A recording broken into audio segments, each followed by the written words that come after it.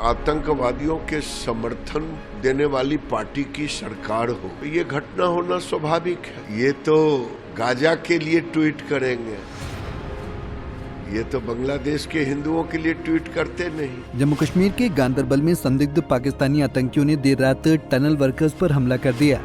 आतंकियों ने अंधाधुंध फायरिंग में 6 श्रमिकों और एक डॉक्टर की गोली मारकर हत्या कर दी।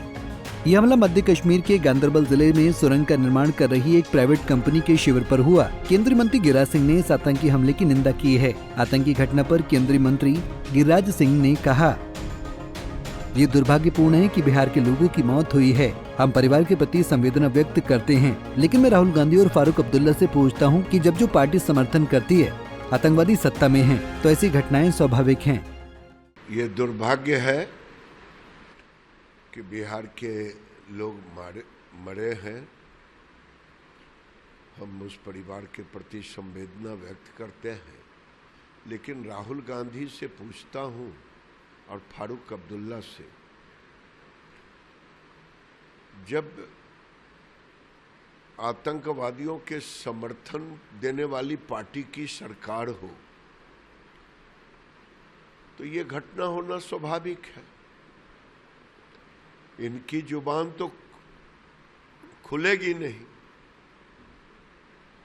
ये तो गाजा के लिए ट्वीट करेंगे, ये तो बांग्लादेश के हिंदुओं के लिए ट्वीट करते नहीं। उसी तरह से अभी हिंदू अगर मारा गया है और आतंकवादी हुआ है, सरकार तो अब उन्हीं की है। तो मुरसैया कोतवाल तो डर काहे को, एक गांव की कहावत है ये। अब डर काहे रहेगा गांव में, क्योंकि उमर अब्दुल्ला मुख्यमंत्री, राहुल गांधी संरक्षक, फारूक अब्दुल्ला डायरेक्टर, अब पाकिस्तान से बात करेंगे। दुर्भाग्य है जिस कश्मीर को मोदी जी ने शांति लाया, रोजगार लाया, माहौल लाया, उसको फिर ये फारूक अब्दुल्ला और कांग्रेस की सरकार बिगाड़ेगी। वहीं चिराग पासवान ने भी जम्मू कश्मीर में आतंकियों द्वारा बिहारियों की हत्या पर गहरी चिंता व्यक्त की है। उन्होंने कहा कि निश्चित तौर पर राज्य सरकार को भी देखना होगा कि आखिर ऐसी घटना क्यों हो रही है। अब ये उसका रिएक्शन है नहीं है, पर जिस तरीके से ये हमला हुआ है, ये चिंता की बात जरूर है। केंद्र सरकार की भी नज़र इसके ऊपर है, पर जिस तरीके से नई सरकार के गठन के तुरंत बाद इस तरीके की घटनाएं वापस से शुरू हुई हैं, ये कहीं ना कहीं सवाल खड़े करती है। मुझे लगता है राज्य सरकार की भी ये जिम्मेदारी है कि इन बातों को गंभीरता से लेते हुए इस बात को सुनिश्चित करे।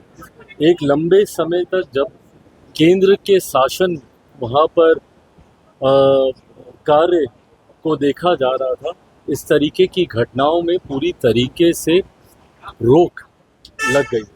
पर पुनः अगर ऐसे हमले हो रहे हैं, ऐसी घटनाएं घट रही हैं, तो ये चिंता की बात है और राज्य सरकार को भी गंभीरता से इसको देखने की। हरियाणा में सर आप रिजर्वेशन को अलाउ कर दिया गया है हरियाणा सरकार के तरीके।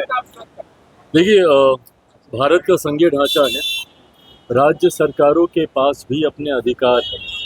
पर जहाँ तक रही बात इस विषय की, पहले ही लोक जनशक्ति पार्टी रामविलास इस बात को स्पष्ट कर चुकी है कि हमारी पार्टी की नीति इस सोच को लेकर एकदम स्पष्ट है। हम लोग नहीं समर्थन करते हैं इस बात। मुझे लगता है जाति की नहीं, जमात की बात होनी चाहिए।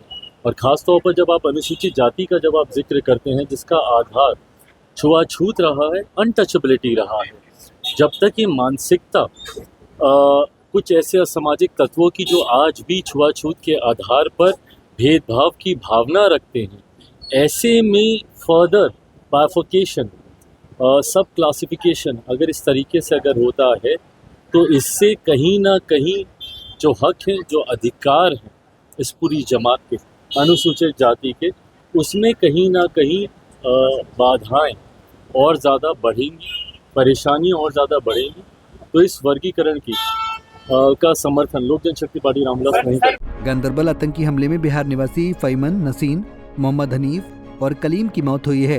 वहीं इस घटना में इंदर यादव और मोहनलाल यादव घायल हैं। ये सभी मजदूर हैं जो जम्मू कश्मीर में रहकर काम करते थे। पटना से अभिषेक कुमार की रिपोर्ट।